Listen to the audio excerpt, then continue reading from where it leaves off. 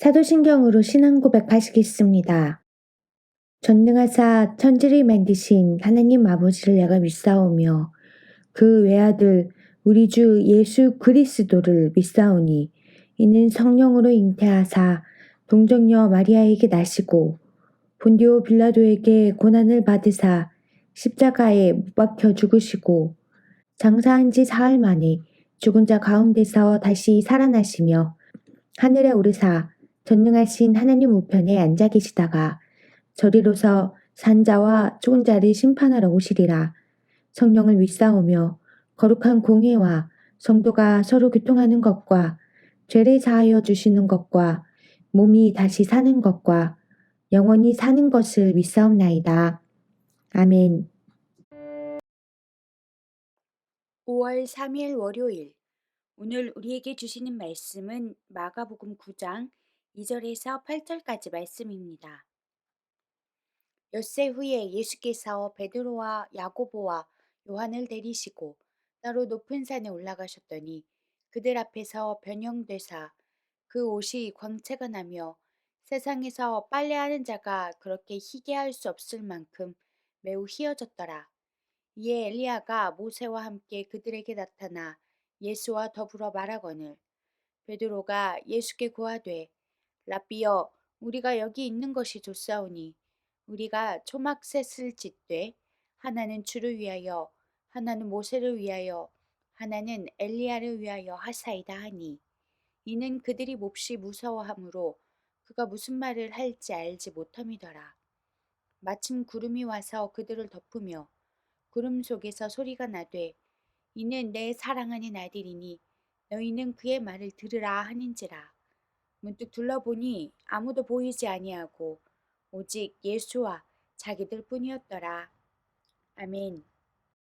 오늘 본문은 예수님이 베드로와 요한과 야고보를 데리고 산에 올라가셨을 때 일어난 사건입니다. 제자들은 거기서 난생 처음 보는 신기한 광경을 목격했습니다. 예수님이 갑자기 빛나는 모습으로 변하더니 모세와 엘리야가 나타나서 함께 대화를 나누는 것입니다. 그런데 이 광경을 본 제자들은 흥분하거나 황홀경에 빠지는 대신 두려움에 사로잡혔습니다. 베드로가 주님과 모세와 엘리야를 위해 초막 셋을 짓겠다고 한 것은 혼비백산에서 자신이 무슨 말을 하는지조차 모르는 상태에서 나오는 말입니다. 그렇게 두려움에 사로잡혔을 때 하늘에서 소리가 들려옵니다. 이는 내 사랑하는 아들이니 너희는 그의 말을 들으라. 그 말을 듣고 눈을 들어보니 오직 예수님과 자기들만 있었습니다. 우리는 이 말씀에 주목해야 합니다. 사람들은 영적인 체험을 하면 그것이 너무 좋아서 혹은 너무 두려워서 헤어나오지 못하는 경향이 있습니다. 그래서 신비주의 혹은 열광주의에 빠집니다. 이것의 문제점은 어떤 어려움이 생겼을 때 그것에서 도피하게 만든다는 데 있습니다. 그러나 성경은 어떤 문제가 생겼을 때 그 문제를 피하지 말고 오히려 정면으로 맞서라고 가르칩니다. 마귀를 대적하라. 그리하면 너희를 피하리라. 문제에 정면으로 맞선다는 것은 문제 자체가 아니라 예수님께 집중하는 것을 의미합니다. 이것이 기독교 신앙의 역설입니다. 문제에서 도피하지도 말고 그렇다고 스스로 그 문제를 풀겠다고 앞서가지도 말고 예수님을 의식하면서 그분께 집중하는 것이 신앙적인 해결 방식인 것입니다.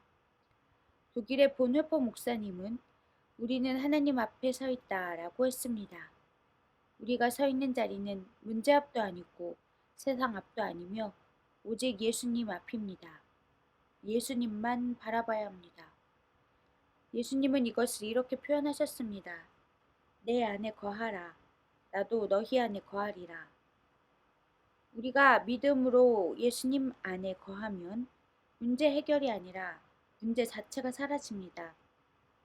이것은 온 세상이 물로 뒤덮일 때에 방주 안에 노아와 그 가족은 평안을 누렸던 것과 같은 이치입니다.